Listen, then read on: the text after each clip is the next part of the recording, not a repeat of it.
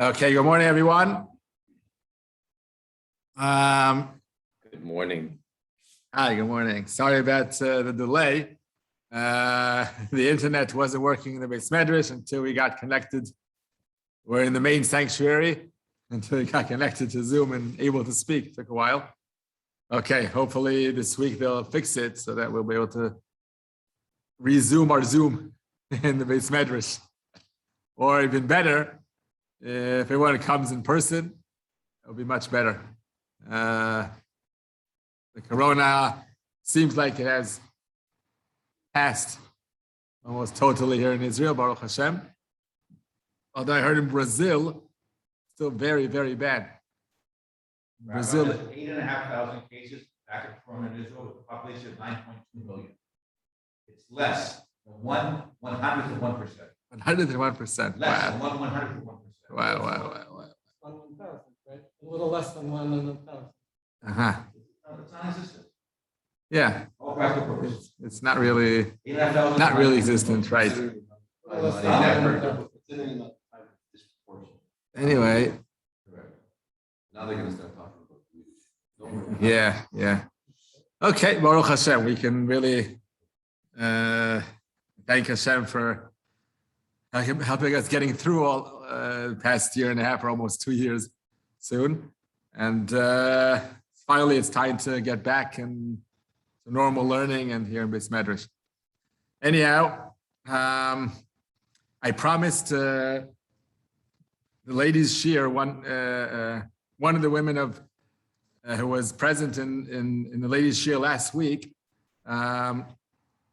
felt very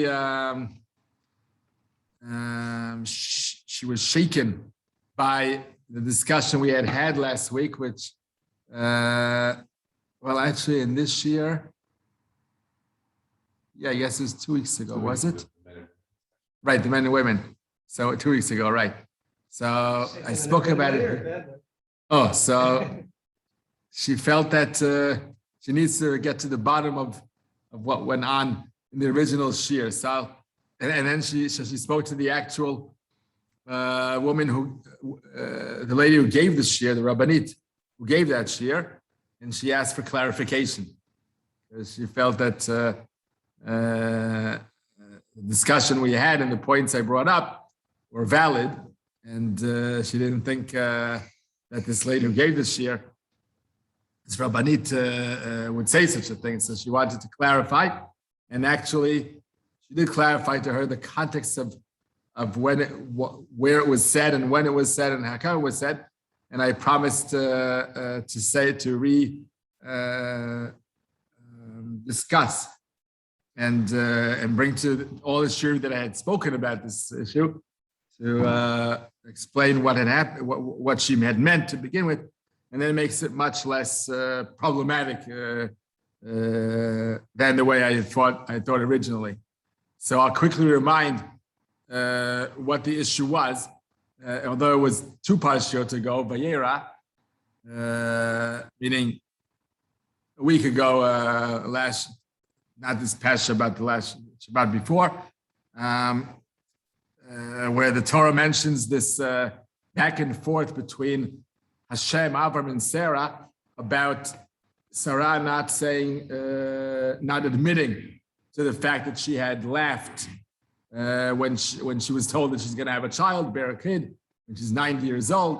Didn't make sense to her, and she sort of made fun of it and then disbelieved, and then she was mocked for not believing in what Hashem had promised.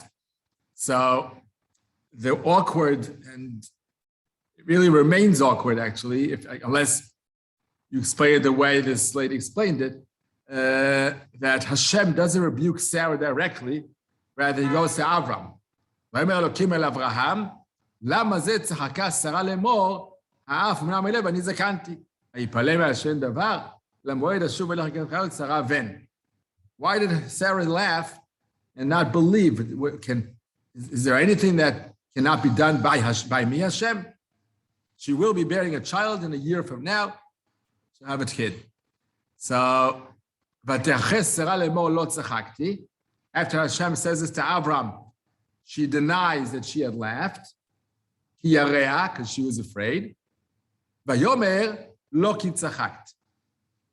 So someone said to her, the Mefarshim argue whether it's Avram saying to her or Hashem saying to her, Lo, no, ki tzachakt, you did laugh. That's the awkward conversation that went on here. And especially the strange thing about it is that Hashem turns to Avram to rebuke Sarah. Why doesn't he just turn directly to Sarah and say to her, why did you laugh? Can I not do anything I wish to in the world? Why not say directly to Sarah? So the explanation given by this Rabbanit and retold in the women's shir last week was that Avram and Sarah weren't conversing properly. They didn't have a good relationship between them, communication issues between them. How come? Because Avram had received this prophecy that he will be having a child already beforehand. In Parshas Lech Lecha, while he had the circumcision, the bris milah, at that time when he was, or actually more accurately, when his name was changed. His name was changed from Avram to Avraham. Then he was also promised to bear a child. Avram will not be having kids. Avraham will. Sarai won't have children. Sarah will. So that's when he was told that he's going to have a child and he's going to name him Yitzchak. He was told everything. And yet, when 3 angels who looked like Arab men came to visit, and then they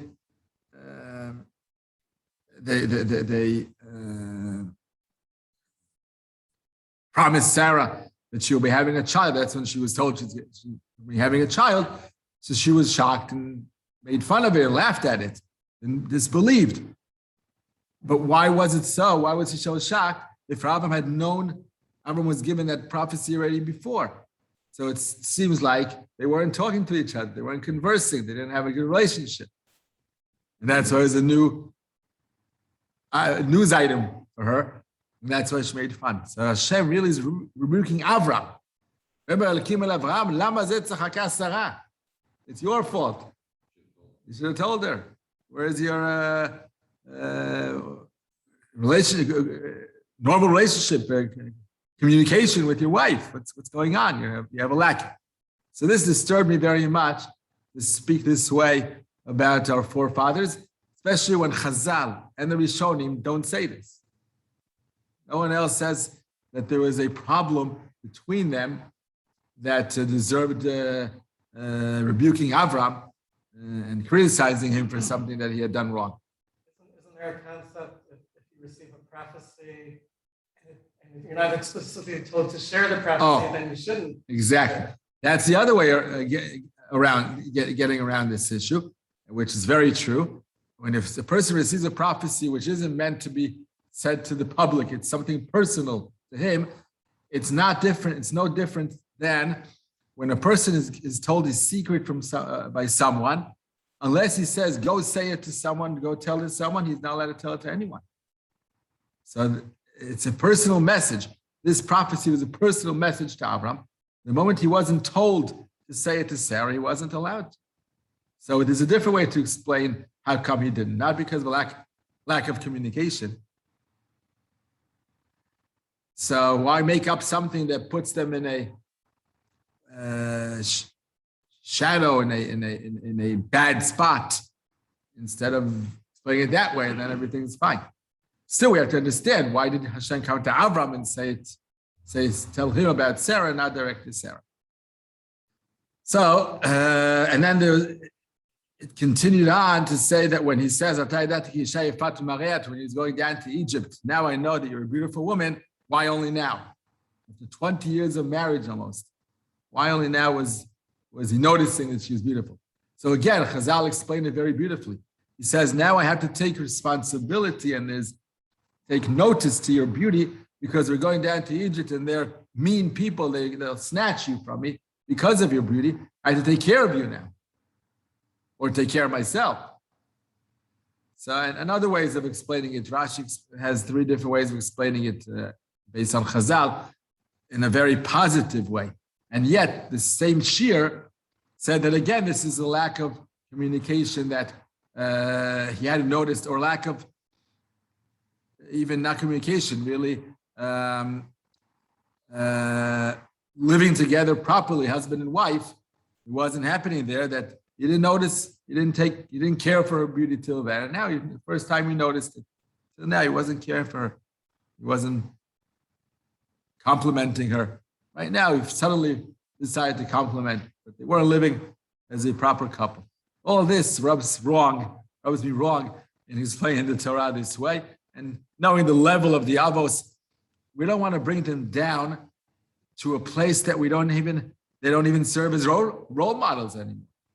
If we bring them so low, so they're not, why should they be our role models? But this lady explained, the one who gave this shir, the Rabbanit who gave this shir, explained the following.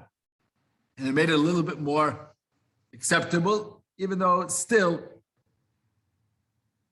I'm not sure it's 100% the right way to learn Tanakh, but this could very well be a much better way to explain this whole thing. And it was taken out of context, the way it was said in the shir, because there was only a short time to say this idea. So it was said in short form, in very short form, but it was really much more elaborated over. And the idea is very interesting. It's based on Rabbi Yonatan Sachs, Zecher Tzadik Livracha. It's his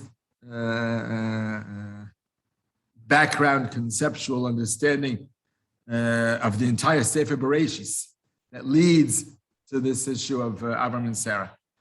His idea is that in the ancient world, after the creation of the world, the general culture and human nature, or at least human conduct, the way they behaved, the way they lived, was to live very separately from one another.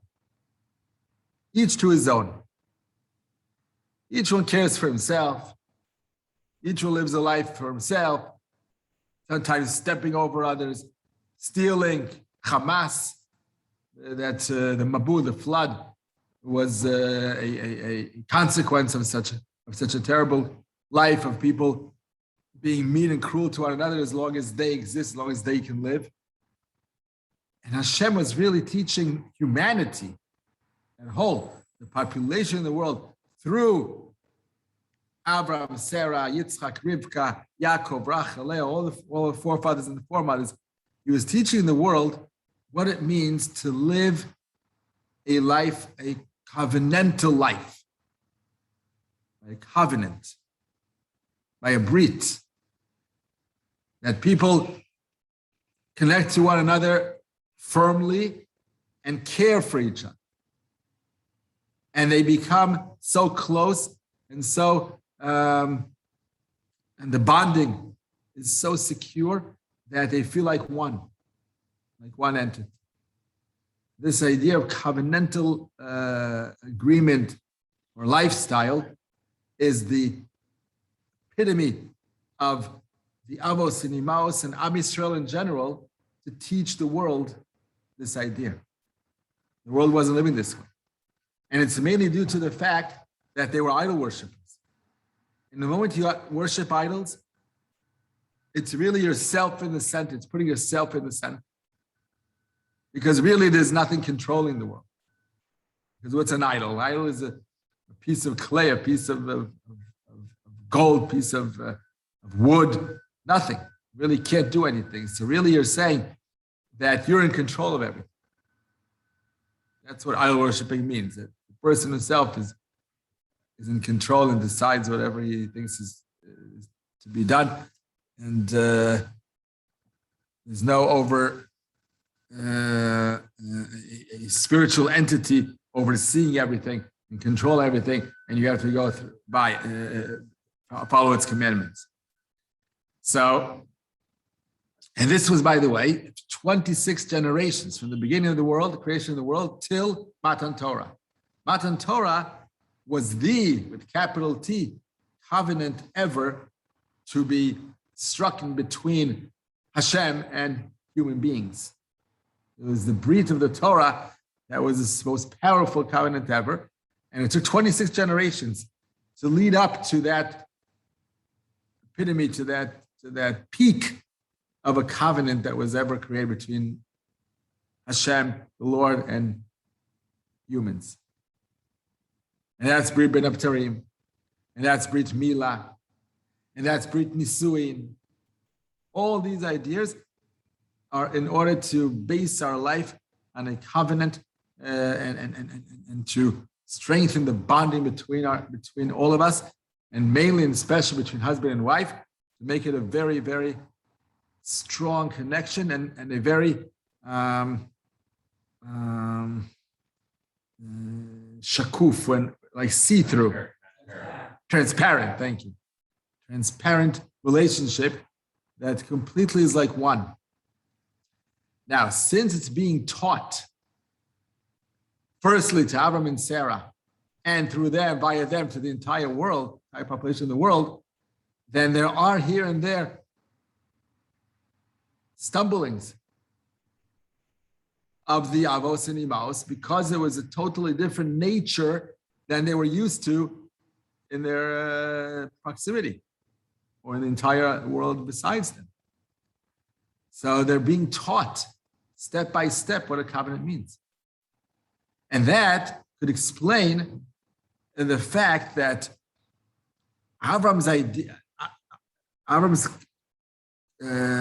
understanding of what a covenant is, until that point where he is rebuked. Again, if we accept it as a rebuke to Avram for not telling Sarah that he had received this prophecy that he'll be bearing a child, his understanding was that anything that can be changed, worked on,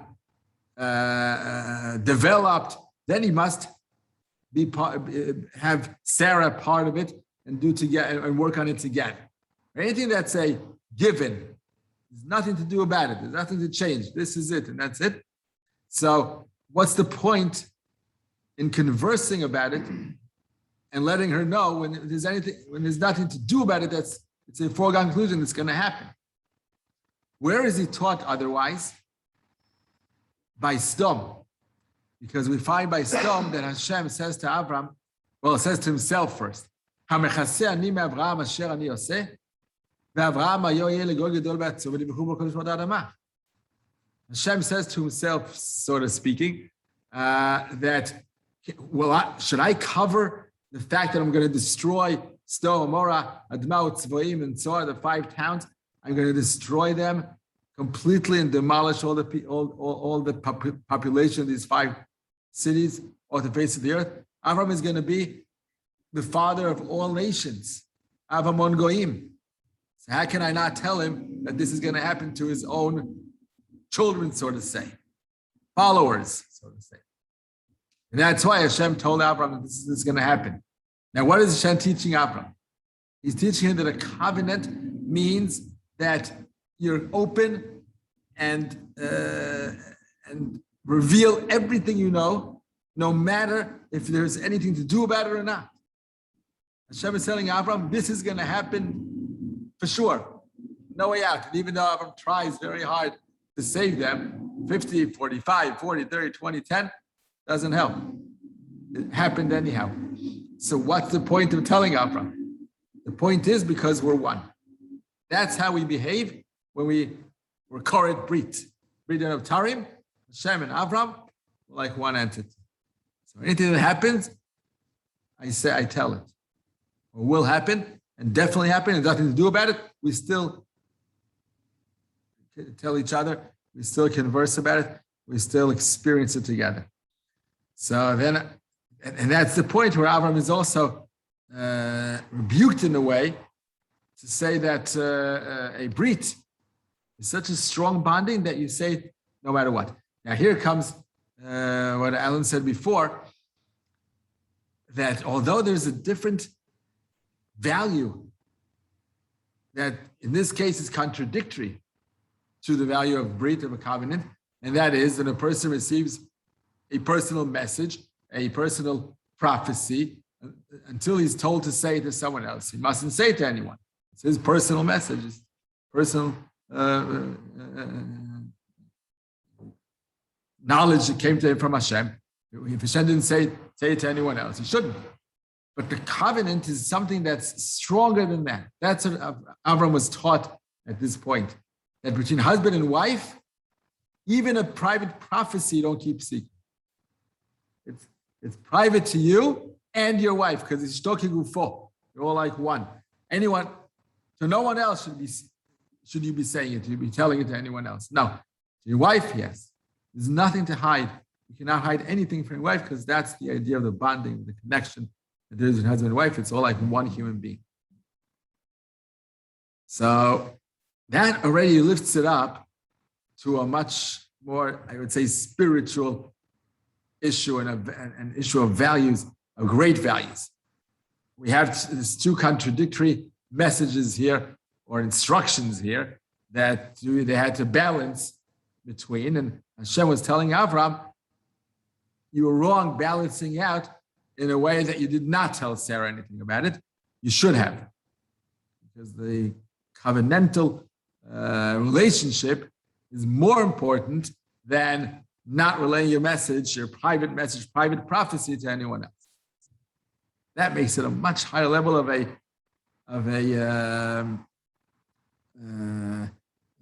confusion of Avram, and he was told what to do for the next time.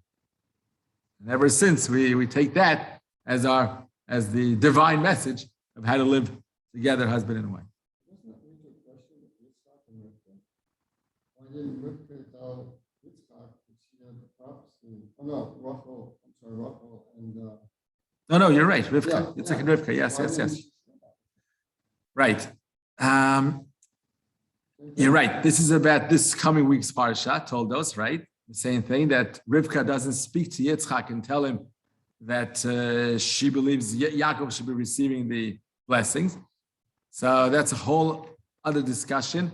What went on between them, that it doesn't seem like they were talking all together. Not only the prophecy that she received, Alayt Amal bin Vuah, she knew by prophecy that the brachos are meant to get to Yaakov. He deserves the brachos of both types, the spiritual and the materialistic ones. But besides that, we don't find that they converse at all with each other.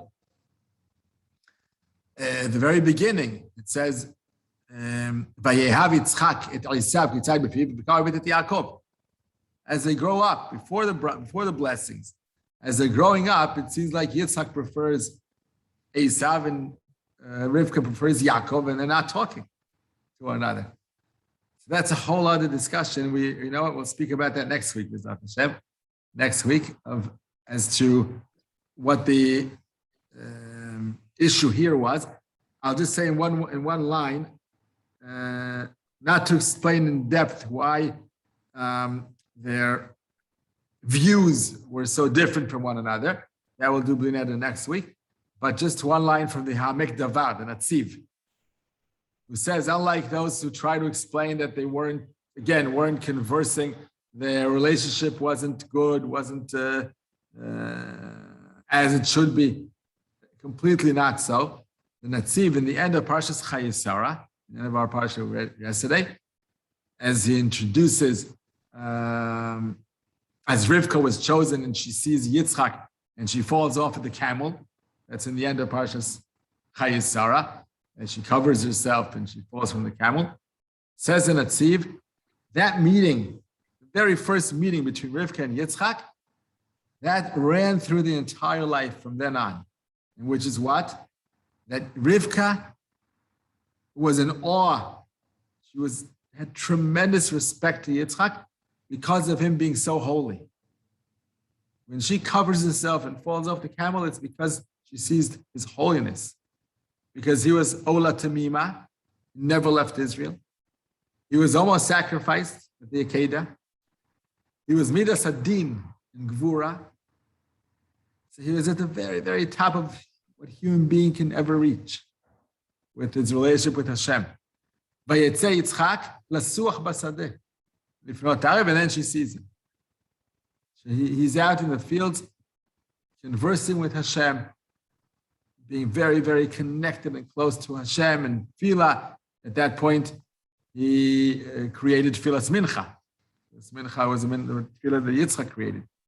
So he was all the way up there that she was in so much awe and tremendous respect to him that she never challenged his ways. She knew he had something very, very spiritual in the way he led his life, the way he lived his life, and she wouldn't argue with him at all.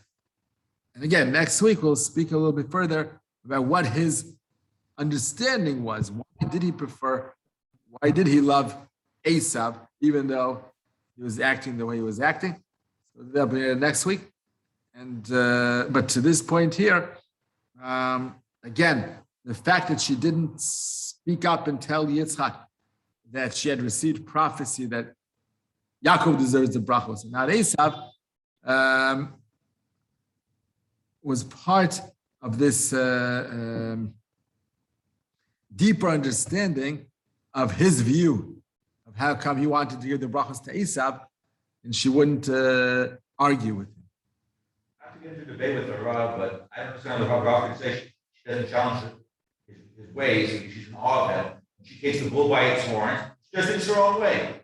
I mean, the whole story is Right. She takes the matter in her own hands. She does everything that she wants to do. How could you say she Correct. challenges? It's not good challenging his ways. And in a good way, maybe you want to say, in a respectful way, but accomplishes, she Right. did everything she wanted to do without telling him and consulting with him. Right. Topless. But we'll have to see again. Next week we'll see what led him to think otherwise. And was she opposing that or really not? That's what we'll see next week, right? There'll be a bit of suspense until next week.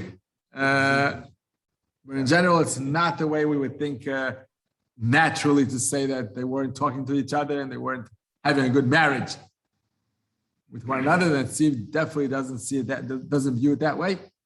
And again, it's making them very shallow, very little, belittling them, making them.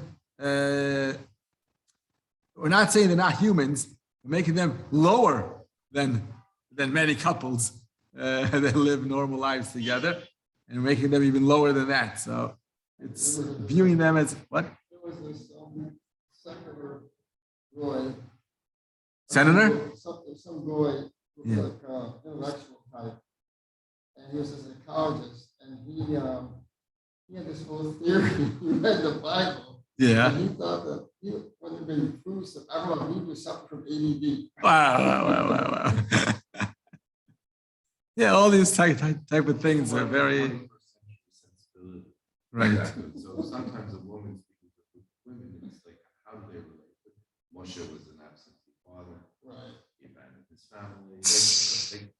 They're not saying it in a way that you can interpret it as saying that people who Huge are individuals. role models.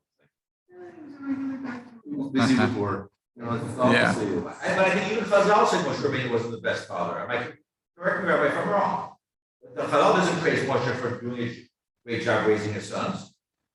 And I haven't seen anywhere in Chazal blaming him for anything. You can say that the results weren't too good, but they would say, from what I've heard, yeah. they would say, yeah, all when we talk Chazal, where's the woman's perspective? It's not, even Chazal aren't looking at it from the angle of, The masculine perspective. right, the masculine perspective. Here's a feminine perspective to this. Right. Okay, so that's where it's very dangerous. If you don't accept Chazal as people who saw all angles, and they came from Ruach HaKodesh, they didn't come from regular human understanding. These women are just looking at their first look at the husbands now. Yeah, right. That's what I'm saying. It's coming from their guts and not from a very spiritual level. Okay. Anyhow, so let's go on with our halachic discussions. It's something on the chat. Okay. So we've discussed quite covered, as I said last week, very concisely, Shmita. There's a lot more to elaborate over. Every point that we've discussed has so much to discuss further and more in depth and more vast than we did. But as far as it has to do with practicality, I think we've covered most of the stuff. We haven't done Biur, the mitzvah of Biur Perot Shvi'it, and we haven't done Shmita Ksafim and Pruzbul.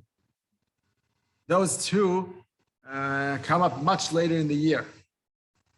The Biur is a concept that when a Kedushat Shvi'it fruit that grows in the field, its season ends of that specific fruit.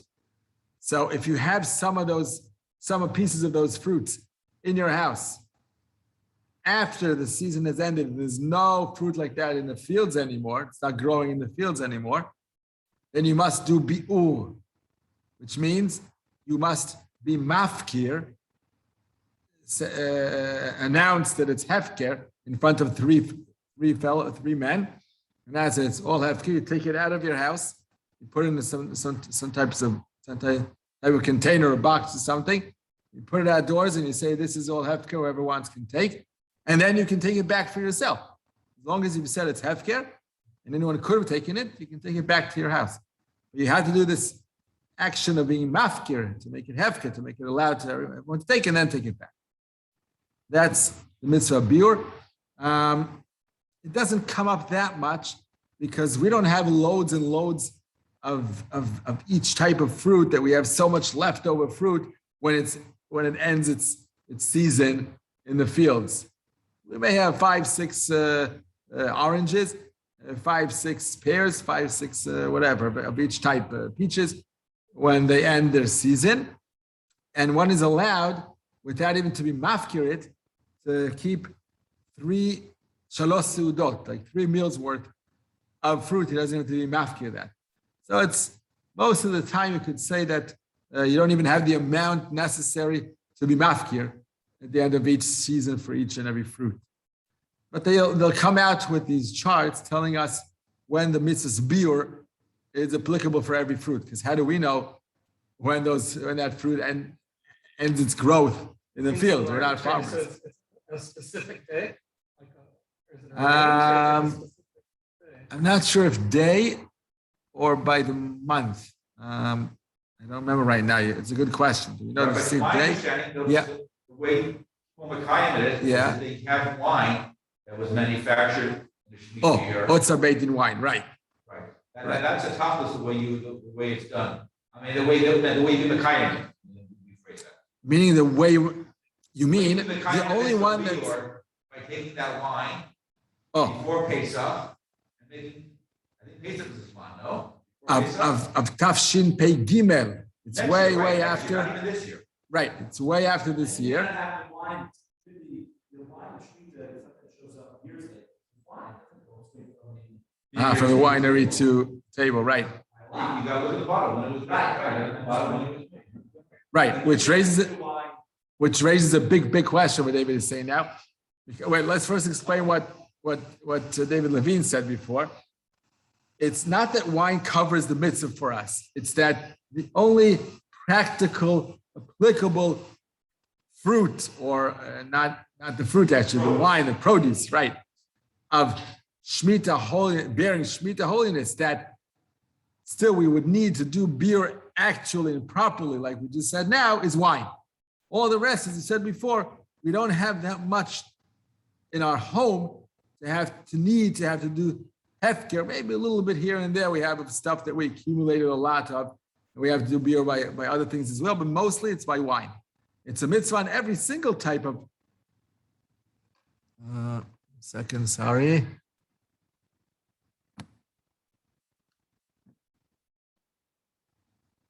It's doing now.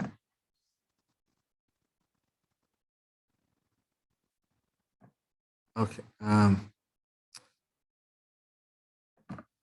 Okay. Starting to scan something. So wine is the main produce of Shmita that requires us to do Biur. So big problem is that since we don't get it to the shops and we don't buy it for ourselves till mostly after the time the beer was meant to be done for it, and it's also baiting wine the moment it's produced from Shmita grapes to begin with, then we're in trouble, because the moment Biur passes, the time of the Biur of every single fruit passes, and you haven't done Biur, you haven't done the hefker, then you're not allowed to drink the wine. Anything that you don't do Biur to, this is a very stringent halacha here. It's unlike even Shamur v'ne'evad.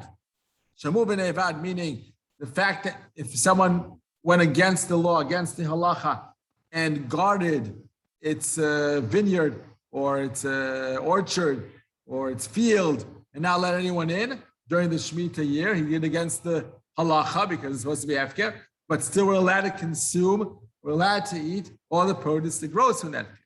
And same as if he even worked the land. Person works the land on Shmita, he plants the seed, he does all the agricultural work necessary for it to grow and grow more. Avrei, not only ukme, and everything wrong. Did everything against Shmita laws, yet we're allowed to eat the produce from it. Shamu b'ne'evad is allowed b'di'avad. After it was done, we're allowed to eat the produce. The only thing that we mustn't eat, halachically, if it was done improperly, is biur. If the biur wasn't done properly, we weren't mafkir on time, each and every fruit that it needed to be because it finished its season, we're mafkir on time, then the produce is not allowed to be eaten. We're not allowed to eat it. It's an isra chila. Very, very. Oh, so that wine, we're in trouble because let's say it finished the producing the wine, ended midwinter of Tafshin Pei Gimel of next year. The wine the grapes were harvested Elul. It's around Elul of Tafshin Pei Bet. The end of the year they were harvested. So they're obviously Shmita produce. They were Chanata. The beginning of the blossoming of the blooming of the fruit was during Shmita year. So they have Kedushat Shmit in them. Now the wine was produced and now in the barrels, and it stayed for a few months. And now it's out, it's prepared and ready to be drunken as wine, midwinter or end of the winter of Tafshin Pei Gimel. That's Otzar Beitin wine. That's wine that bears Kedushat Shmit.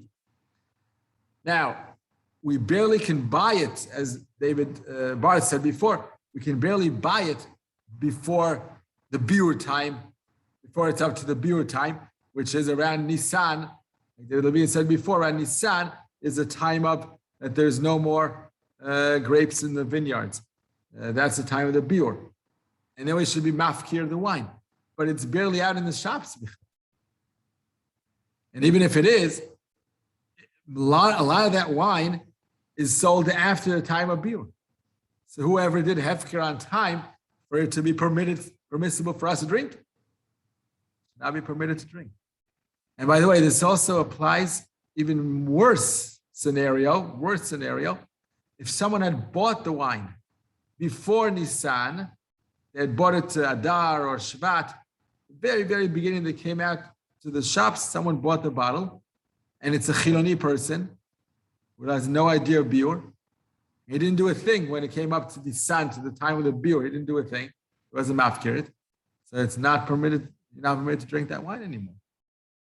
These are huge problems. These are huge issues. Yeah? Jumping at a quick answer, I'm sure. Okay. Why don't we assume that people producing the wine, the head share, didn't do it along the way? Or if we do, like, in other words, the viewer. That would be true if it had stayed in the barrels or in the bottles in the manufacturer's winery, right? Before, when it was shipped out or sent or sold out to the shops. We're talking about then you're right. Then they do the Biur there, they mafkir everything, but they make sure to mafkir it in front of three men who won't take it at all from them because they can lose all their produce in a second. What's that? I think in this case, relatives are. You're allowed to have relatives, anyone you want, right? Right. I'm not sure if that close of relatives is enough. Even family, Amash direct family. I'm not sure that's enough. I don't know how, I think it says Krovi, but. Krovi, but I'm not sure your family, your immediate family is like you, it's like yourself, I think. Because you have to be mafkir from your house to everyone outside. They're not outside of your house, they're in your house, living in. So, but you can always get 3 good neighbors of yours or an uncle or whatever, a little more distant relative, but it won't do you any harm. You can give them a bottle if you're nice. Take one bottle for the healthcare, just for helping me out with this issue, but not more than that. Anyway, but so that's true if it's in the winery yet, still at the time of the Biur. But many times it was already shipped out to the stores. And the Osherad, Rami Levi, Supersal, they all have the bottles by them in the time of Biur. And they're not doing hefker. The last ones are going to do hefker. Everyone's going to, 0 sales. You're going to lose everything. Yeah. Which goes out pretty quickly because it doesn't need to ferment. Aha, right. Grape juice. Grape juice is more relevant than the wine, right? Very true. This doesn't apply for Het Mechira, correct? All the No, Het Mechira doesn't have anything to do with this because it's not Kadosh. There's no Shmita. Right. On the top of this level, when you go to the supermarket, you go to a wine shop, Yeah. how many of those wineries do what's their base? There is quite a lot of Otzar Beitin. You'll see the bottles are all over the place. If you read carefully the label, some of them say Otzar Beitin. Treated with Kedusha, it has Kedusha Shvius. Correct. I've seen that in the past. Correct. So that's Otzar Beitin. Because Het Mechira, I wouldn't say that. No. Be very careful. If that's the case, you know, the bottle was in the manufacturer's hands, and they're assuming they did beer, because that's a half share, or it's a subject. Oh, so now how do we solve the issue? So the answer, the trick they did here, again, it's all built on halachic harama, like tricks. They did something very wise. The halacha is that beer is only necessary if the bottles or whatever fruit it is was in a private person's possession. Right. Now, owned by someone. Why? Why? Because the idea about Otzar Beitin itself, what's the idea of Otzar Beitin? We spoke about this a while back, is that the Beitin act like distributors to anyone who wants to take it.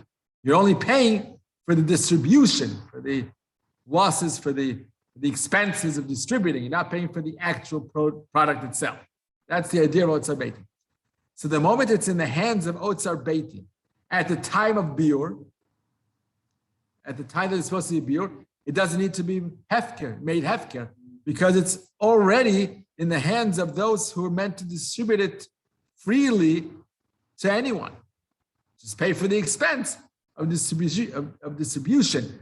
But it's as if for all, it's free for all. So now what they do is like this. They make all the superstars and Rami Levi and Osharad and all those, they make them shlichei beitin. Those shops are part of the Otzar Beitin people who distribute it to anyone. And it's true, because anyone can come in, pay for the expenses, and take it for free. You're paying actually the entire amount of money that you pay for a regular bottle. But it's as if you're not paying for the bottle itself, the wine itself, you're paying for the distribution. So it's really given out free for all by the supersal who's selling it, or any shop that's selling it. So they are like the shlichim, the messengers of the Beitin. They are part of the Otzar Beitin themselves. That's why it doesn't need to be. You don't need to have care. Do these stores And therefore have to they're do okay. something active to accept Become this Otzar Beitin? I assume they're told that they're the shlichim. I'm not sure. I don't know if they have to even have a written contract. It's not to be told that they are shlichim messengers of the Beit. That's all. That's all I need to know. Rabbi, if I correct it, if I Need to be- understand that's it all correctly, needs to in be one done. sentence, Yeah. if you buy any of this wine after Pesach in any of these stores, you have no legal problem. If you buy it before Pesach, then you have to do what you have to do. Exactly. That's what. Exactly. And which means then it's your own private property, so you need If to you buy sell. it after Pesach You in need these to stores, do you're nothing to worry about. Don't you worry about it. So The problem- you cannot waste to throw it out. Exactly. This is Shvit remains exactly on the wine. So, for example, Havdalah, you can't overflow the cup with Otzer Beitin wine because it's going to waste. And by Leila Seder, you shouldn't be putting your pinky or finger, whichever you use, into the wine and taking out the 10 drops. By the plagues or the Tzach, Hadash, Be'achav, all the times that we take out droplets from the wine, if it's Otzer Beitin, because it's holy wine. Excavator, not this. Right. That's all for next space. Yeah. I would actually also the flowers, because sometimes it wouldn't be bottled, and it's not clear that. Correct. It could be way ahead. Right. I think so, I'll say. The real wine. Yeah, right. Yeah, what's amazing can go for years and years ahead. But the big issue is, it's a very difficult situation. If a person who's ignorant or doesn't know better buys the wine before the Zman of Biur, if he bought it after the Biur time, then fine, because you're into mafkir. But if he bought it before the Biur time and it's his own private possession, and he doesn't do the hefker, then what you mustn't drink from the Someone wine. gives you a bottle from Lil said, you invited some guest, they bring you a Dushas bottle, and this guest for sure did not do Biur. Biur. You're saying that bottle, you gotta. You can't drink. There's no way out. There's no way out of it, ever. The only thing they say, posts can do, are lenient about one thing. They say that if the beer wasn't done on time, but it was because it was in the hands of a person who doesn't know better, not because of amazing, he knew and he didn't do it. If he knew he didn't do it, no way, there's no way to save it. But it's a shogig or other situation. And the first time you receive the wine, the very first moment you receive the wine, or you want to drink from it, you do the hefker immediately, then you can save the bottle. That they do say, even though it's later than the appropriate time for it to do the hefker, but it's the first time it could be done on this wine, because until then it couldn't be done because it's only. Correct, in front of 3 people. Take it out of your house. Right, and then take it outside your house, do it on the street, on the sidewalk. So it's very uncomfortable. He comes to you for Leila Seder, and you go out and you say, anyone who wants to take it, come and take it. I'll be back in a minute. Yeah, right. Shabbos and Yom Tov can you be mafkir? Right, it's to let go of your possession. I know one can collect something from Hefker on Shabbat that you're allowed. But I don't know if you can also be mafkir on Shabbat. I'm not sure to check that. Shabbat and Yom Tov, can you make something Hefker? That's interesting. I have to check that one. I don't remember right now. It's probably in Shemir Shabbos Chasa. Had we been in the base medrash, we could check it easily. Big picture, and it's not considered a big fair because we know this is all around Israel. In other words, the trade-off for observation in this case is that many people could be over. Biur, right. Already to shell. Right. You're right. It's deraisa, it's not the Rabban, right? It's deraisa. Biur? Yeah. The chiyuv is deraisa, but all of Shmita is derabanan, so it can't be deraita to it. Everything is derabanan to it, from beginning to end, right? So, yeah. We learned from the Torah itself. It says, You say that the base of V'achlu b'nei no? what? Did we currently mention it? Mention what? Biur. No, that's something else. That's something else. That's Biur Masrot. It's not in the Bikurim, it's the parsha after that. In Kitavo, immediately after Mikra Bikurim, we have Biur Masrot. That's something else, totally different. That's something else totally.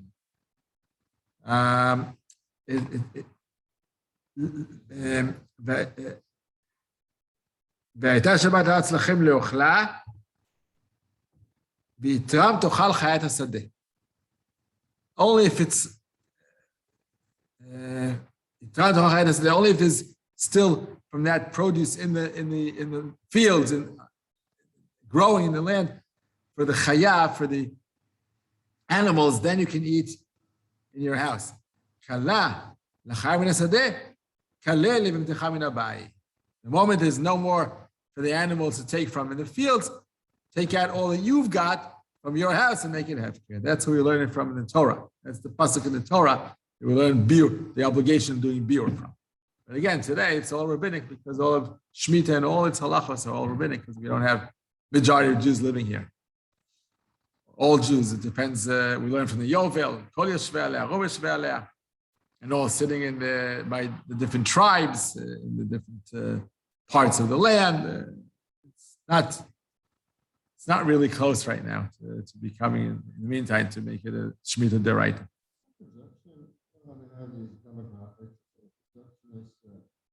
What point the past is saying that the majority of Jews I'm sure they made these studies. We're close to the majority already now, very close to it now. That's part of it also. Right. You have to have the tribes living in their different sections of the land, which only Eliyahu Navi can really tell us which tribe they're coming from, and where their land should be. That's why we're far from it now. It's not enough majority. The majority will make Trumos Sumasros their right. That's going to change. The moment majority of Jews are living here, the majority there means 51%. Doesn't need to be a high percentage. 50% of Jews living in Israel makes Trumos Sumasros their right. Is it like 48% now that it's here? It's close. Yeah, it's very close. Yeah, you're very close to the majority. And that makes Trumos Sumasros their right. So which means Dagan Terosh V'Yitzhar, meaning wheat, the 5 grains, grapes, and olives. Right, those 3 will be the Raita. All the rest are anyhow the Rabban. Although some poskim hold that all the Shiva minim are the right. And the Rambam even holds that every fruit, anything that grows from a tree is their right. But I think the final psak of Shulchan Aruch is only the Gante Rosh V'Yitzhar is a D'oraita level. But if that turns to D'oraita, that would be very, very serious already because Safek D'oraisa L'chumra. So if we're not sure if Trumas Masros were taken from something, if it's on a D'oraita level, we have to take Trumas Masros there. Without a bracha, because the bracha is Safek Brachos L'hakim. It would be much more stringent, and the truma will be D'oraita, and they would be much more careful not to consume the truma unless it's a kohen. A kohen can't either because he's not pure, so it's only to throw in the garbage. Have to be double wrapped, and to take care of it very seriously. Even now, but definitely so if it's D'oraita. You say that really Eliyahu Navi is going to come before Mashiach, and he's going to be able to tell which tribe you're from? Exactly. Each and every person is going to tell us which tribe we're from. Right. It's not going to be the only thing he's going to tell us.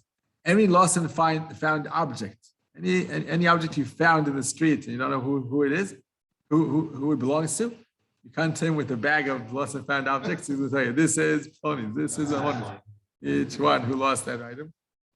And I have a lot of work.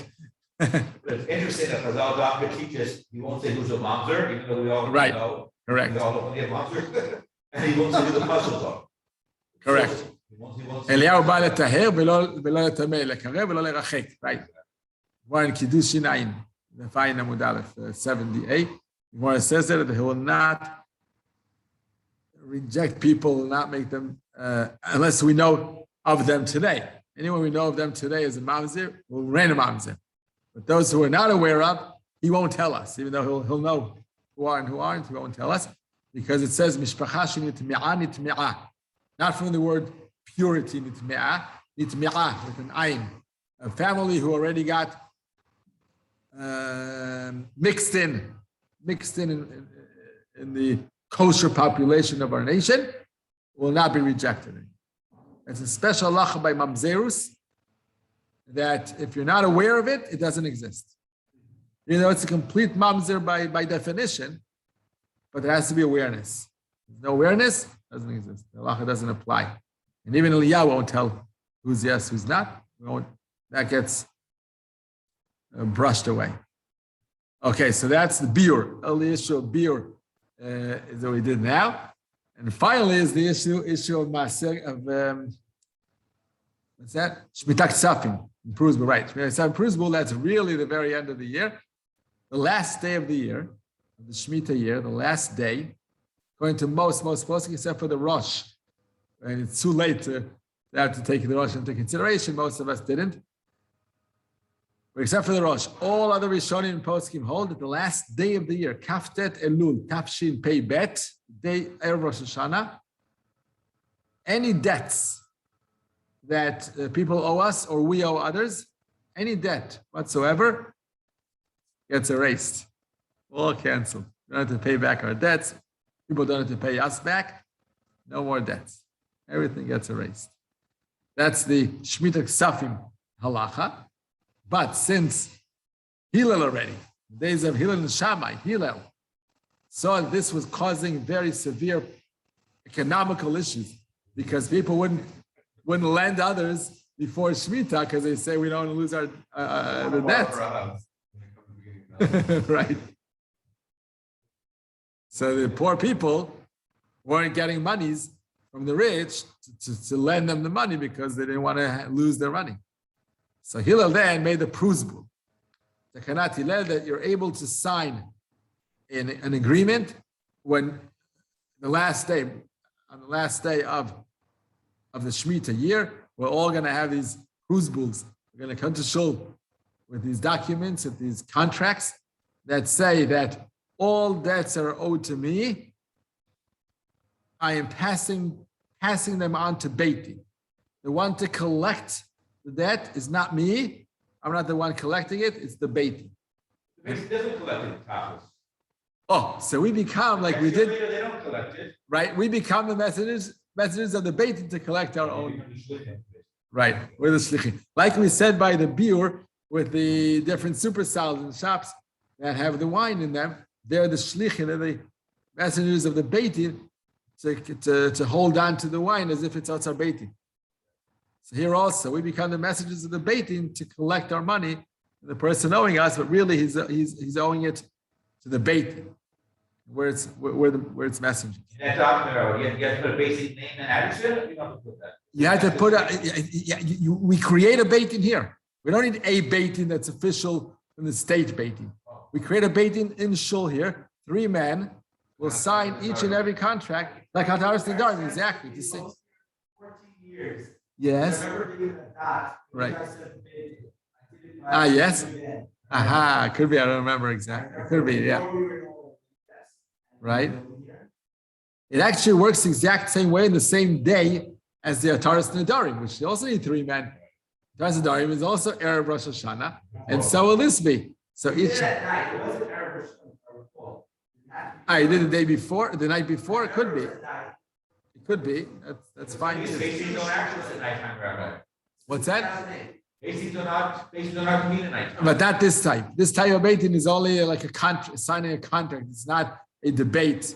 The whole you don't do the diyun, right? The diyun can't be at night because you have to have clear mind. It's also finite time, exactly. We had that, by the way, a few days ago in Shul here. This woman came over by Samayev, before Mayev she came, and she said that she had gone out with a fellow 3 years ago when she was somewhat religious and he wasn't at all.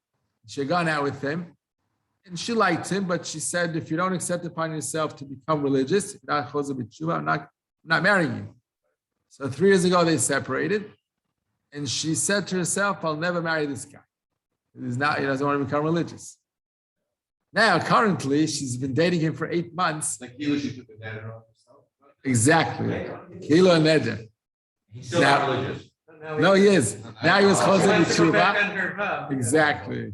He became Chozer B'Tshuva, and she wants now to change her. Why does she have to? It was like a He's Neder. religious. Now he's religious. Oh, so She added. she didn't say. Right, she didn't say that to begin with. That she's on condition that he's not religious. She's not going to marry this guy. The next time, just think about it tonight. Yeah, right. Next time, I told her next time say Bli Neder.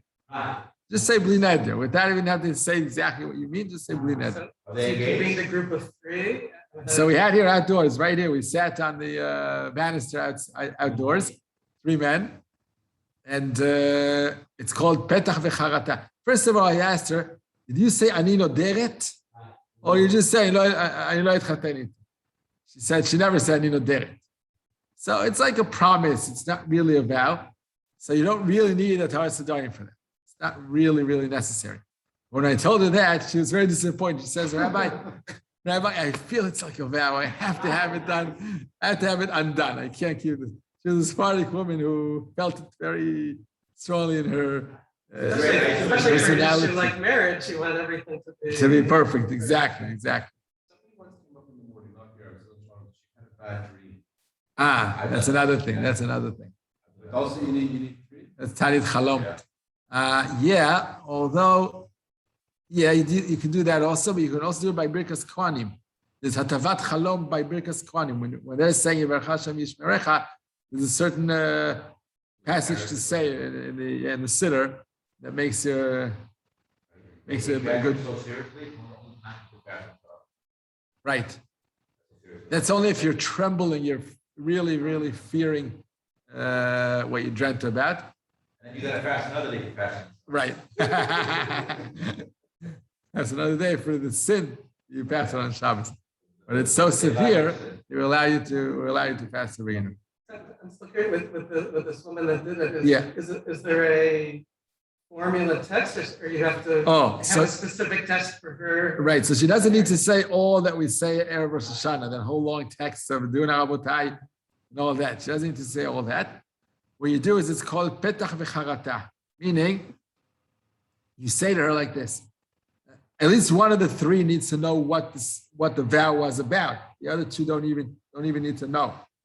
But in this case, she was willing to say it to all three. So all three of us heard what the vow was about. And then you say to her,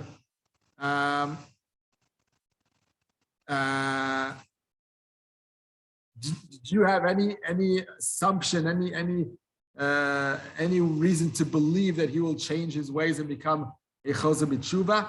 And she says no. And then you say to her, had you known that he will become a Chozer B'Tshuva, would you to begin with have taken that vow? He says no. And then you say, all three men say, Akol mutar lach, Akol mutar lach, Akol mutar. That's it. 3 times, that's it. All gone. Mutar lach. Mutar means not permissible. No, not permissible. Hatarat nedarim is like to release, right? To undo the knot.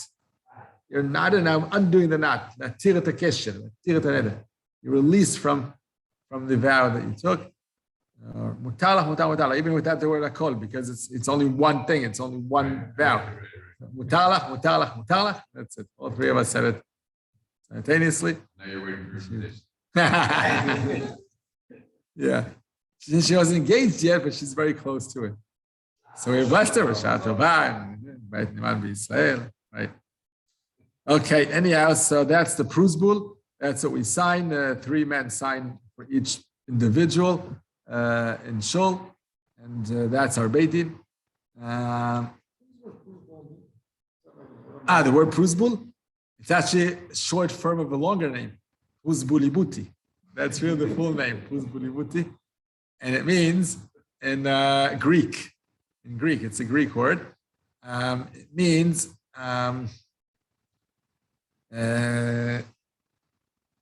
Bulibuti is the poor people and rich.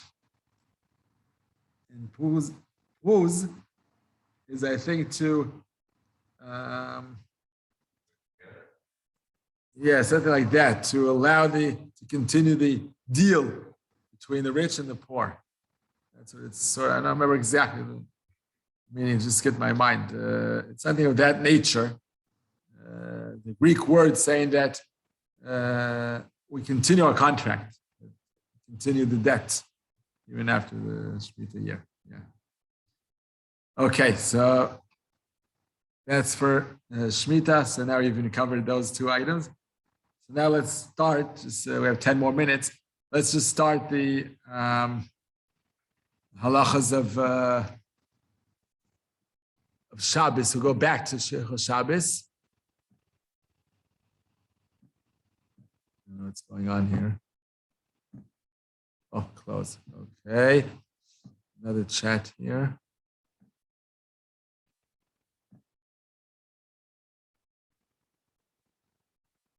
Okay, Jonathan had to leave. Okay. So we're at the very end, towards the end of this first volume of Alichos Shabbos of Rav Ophir Malka. After finishing this book, B'ezrat Hashem will start the second volume. He already has 2 volumes in Alichos Shabbos. So it'll be nice because the second volume is of the same general topics that we had in the first volume, just that he has many more examples and much more elaborate over of the same ideas of Bishul and Muktzah and Borer and Tochen and Lash and everything we've done. We'll review it. So it's always good to review Alichos Shabbos, and we have many, many other examples that weren't written the first time. So we'll get to more practical issues that come up. Okay, so this chapter 43 is a chapter called Zerem Chashmali. Anything having to do with electricity on Shabbat, which is also very, very practical and relevant in our lives, and it's going to become more and more practical as the world gets more and more sophisticated technology, and things will be running automatically with electricity. Actually reminds me of a question I got 2 weeks ago. Someone was in the process of going on a very strict diet for their needs, their health needs. So they asked me the following.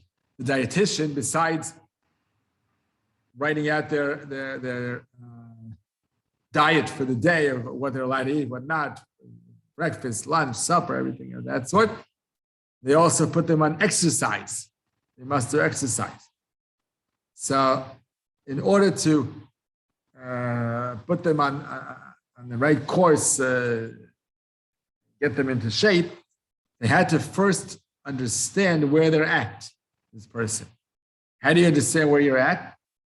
You have your cell phone with a special app on your cell phone that counts your steps daily. You have that on the other day? Wow. Wow. That's normal. So you do anyhow, or you deliberately walk 7 times? Sometimes it happens, that's how you do it. Okay, well, 7,000 steps a day. Right, and watch also.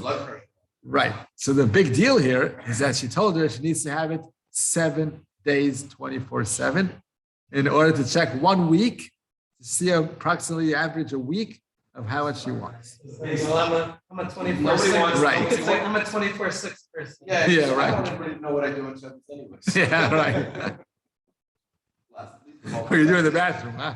Yeah. Yeah.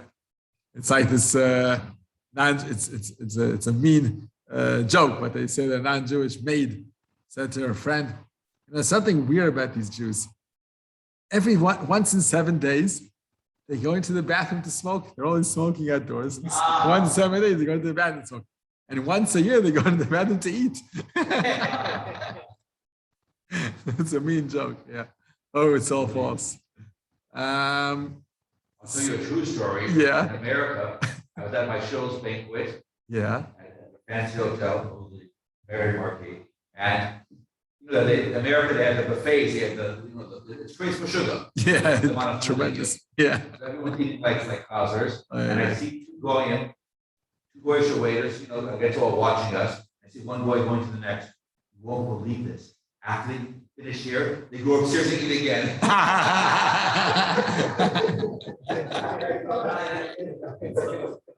It's just a smart. Yeah, that's just a short story. Yeah, wow. I'm stretching it. Yeah. Meanwhile, the line to the bar is very short. Yeah. Okay. Anyhow, so I said to her, first of all, ask your dietitian if it's really that necessary that Shabbat also gets counted by your phone. That's one. But if it is very, very, very crucial, necessary, Truth of the matter is, it could be permitted. Why?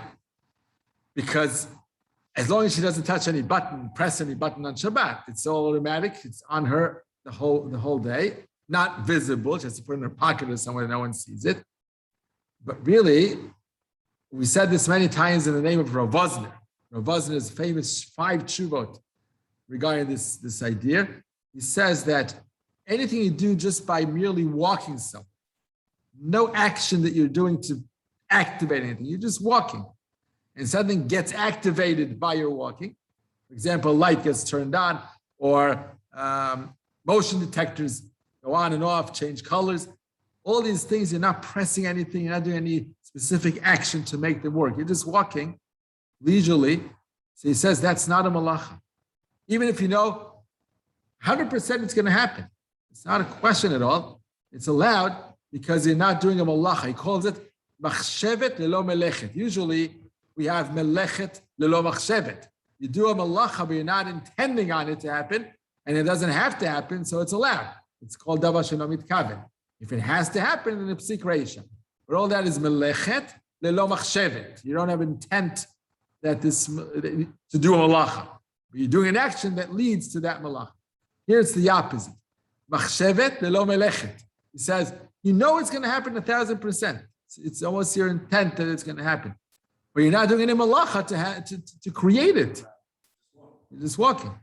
So he even has an example that's very similar to this person's question. He himself brings an example that if you have this watch, he used to have these watches that you need to wind up to make it continue. So they had sometimes that by motion of your hand, a self-winding watch. Oh, it is? Wow. But for 72 hours, it would work without me moving. Okay. But let's say you hadn't moved it for 70 hours, let's say, before Shabbat. So or even 72, it's not moving now at all, but it's on your hand. And as you walk around, it starts rewinding now. He allows it, he permits it. Even though you're not allowed to do it by action. If you wind it up, you're not allowed to. The moment it's finished. If it's still working, you're allowed to continue to work. But if it's not working at all, you can't wind it up now because it's called tikkun mana. It's now not working. It's dysfunctional. Now you're making it functional, you're not allowed to. But by movement of your hands, you're not doing anything. You're just moving your hands leisurely. So it's not an action. It's again, machshevet lelo melechet. Same idea as walking. Also, your hand movements doesn't change it. So I said this. If you're moving your hand with kavanah. That could be problematic. If on purpose you're moving your hand in order to wind it up, that could be problematic. Let's say it's my son. Right, she can't take it off her. But if it's in her pocket and she takes off her clothes before going to sleep and puts on a pajama and then puts it back on, that's okay. She's not touching the item itself, right? So, okay, take care. So I said for that reason, it could even be maybe permitted because you're not doing an action. Although I said to her the following, Rav Wosner does say that if you set up the system on purpose, that when you walk in and work out, things start working. So even though you're not doing any melacha, it's machsher lo melechet, but since you set it up on purpose to work this way, then he says it's rabbinically forbidden. And he says, I don't know why, but it has to be forbidden. It can't be allowed, such a thing. When you set it up on purpose to change its way, to go on and off as you walk. Right. It's too much taking advantage of technology. I think the reason is ziluta de shabta, meaning it's not something specific of any melacha. It's only rabbinic, but it's desecrating the atmosphere of Shabbat. The atmosphere of Shabbat is for things not to turn on and turn off on Shabbat. So even though that's different because Shabbos is completely automatic. You don't do a thing to turn it on or off, and even that, Moshe Feinstein was against. You're right. 56 years ago.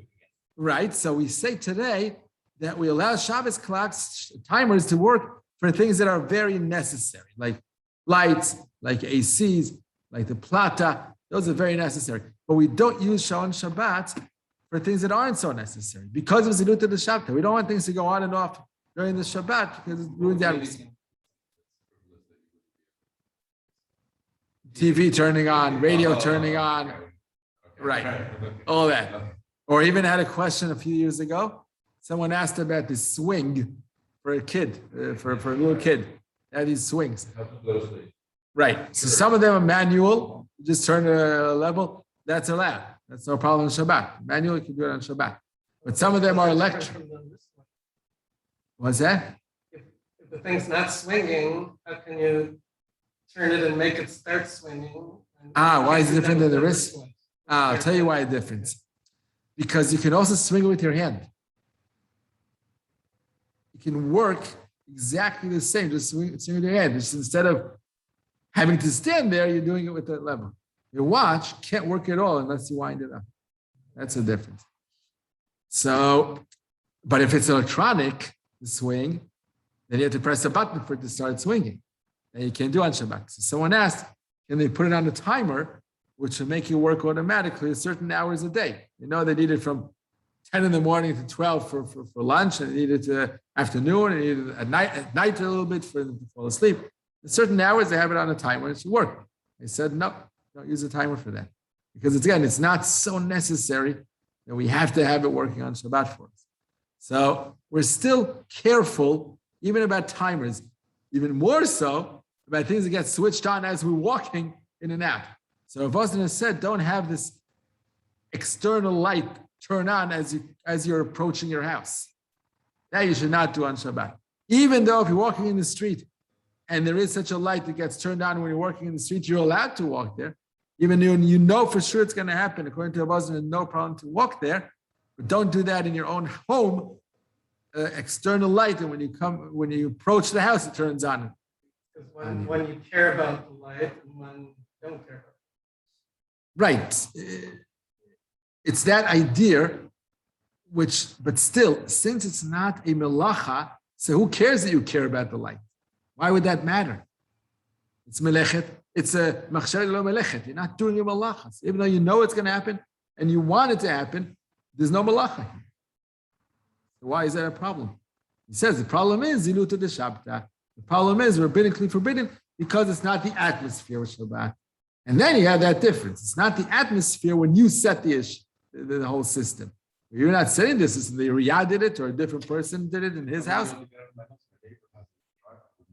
Right. You're able to do it on Shabbos. Right. Correct. So going back to this counting the steps, I said to this person, even though halachically, per se, officially, we can find a way to make it work, that it's okay. And it's turned on from before Shabbat, so it's even shinui zerem. It's not really creating a circuit. The circuit is on the whole time. So nothing is really being done here. So it really should be allowed. But ziluta de Shabbat, since you're making it work by intent, you need it and you want it to work, it's not. Oh, zero. So I said, if this dietitian says to you that you have to have it, otherwise the whole the treatment won't work well, then I can allow it with diavad. As we said now, there's not really a problem with it. But if the dietitian says that it's not so necessary, it's enough 6 days out of 7 to know how much you walk. And you can do the next Sunday, who cares? Right, it's not the consecutive 7 days. So 10 out of 8, Right. Who cares? Right. 6 days doesn't give you enough data, 7 days in. Yeah, right. It's right. I agree. That's why I said better not. But in general, in such situations that may turn up, which are necessary, so we have this leniency to rely on that. You're not doing an action, you're just walking. It's going down by its own. And it's not being turned on and off. It's on the whole Shabbat, 25 hours. It's on the whole Shabbat. So it's shinui zerem. It's only changing the currency, but it's on the whole time. It's activated the whole time. So there are different ways to allow it from different angles. And as Harley said, you can't move the actual phone itself because it's muktzah. It has to be in the pocket, and you're just taking off and putting on your clothes without touching the phone itself. It serves a purpose. Why is it muktzah? It doesn't matter. Muktzah doesn't matter if it serves a purpose or not. If it's muktzah mat chesron kis, then you can't move it even if it serves a purpose. Chesed Kis is when it's expensive, when you don't toss it around easily and give it to a little kid to play with. So a phone is. You have a Rolex watch that keeps time, which is much more expensive than your $100 cell phone. But that's a Krish Matoli Isur. It's my cell phone for the kids. If my cell phone has a clock all the time, I want to see what time it is. It doesn't make your cell phone a Krish Matoli Eter, because the Rolex watch, it's Krish Matoli Eter. There's no prohibited action you do with it, so it's okay, even if it's very expensive. No, but my phone becomes the same status as the hammer. The way I use the hammer to track the exactly. I can use the phone to look what time it is. Perfect. That's called Krish Matoli Isur, and that's allowed to be used for permissible actions. I want to see what time it is. Okay, but it's not true by Muktzah Chesron Kis. Krish Matoli Isur, you're allowed to use for permissible reasons. But scissors to cut open the milk bag or whatever. Right. By the way, provided you don't have a Krish Matoli Eter to do the same action for you. You have no knives, you ran out of knives at home, and you can't cut it with a knife, then you can use the scissors. It's not so simple either. But let's say you don't have anything else to use to get the time other than your cell phone. It still doesn't help you because Muktzah Chesron Kis, which is Krish Matoli Isur, it's based on Krish Matoli Isur, which is a cell phone for sure, because it's mainly used to press buttons and telephones and sending messages and everything else. So it's Krish Matoli Isur, which is also very expensive, unlike a hammer, which just costs a few tens of shkalim. It's not expensive. And we give a hammer to anyone to play with, you wouldn't mind it. So it's only Krish Matoli Isur. Here, it's Krish Matoli Isur on top, and on top of that, being also a Muktzah Chesron Kis, that makes it non-permitted to touch or move for any reason whatsoever, even if you want to use it for a permissible reason. You can't touch it. Even makom? Even makom, nothing. Before mekomo. Correct. That's why it makes it a stringent muktzah. There are only two types of muktzah that are that stringent. Muktzah Chesron Kis and Muktzah Gufo, meaning something that has no use whatsoever generally during the week either. Like a leaf that flies somewhere you can't move, you can't touch, even for its own Gufo Mekomo, like a torn up piece of paper, like wrappers, candy wrappers, all these things are Muktzah Machmas Gufo, twigs, stones, dirt, earth, all that is Muktzah Machmas Gufo, and you can't move it even with its own Gufo Mekomo, even if you need that spot. There are ways to move such items by tiltul minatzad or tiltul begufo, all these issues of how to move them, but not with your bare hands picking them up and moving them somewhere else. That's not allowed in such a type of muktzah. So, so the cell phone has to be in the pocket, and then you can move their clothes or walk around with it, even though you're holding muktzah, because if it's very, very necessary, then it's not considered that you're metaltel the muktzah because it's being moved by your body, but not with your hands moving it. So it's tiltul megufo, which is allowed even by muktzah chesron kis. Okay, so we'll stop at this. Next we'll go into the chapter itself. Okay, take care, everyone. Have a good week. Shavua tov u'barach. Bye-bye. Sounds like you should have lady Hoskins.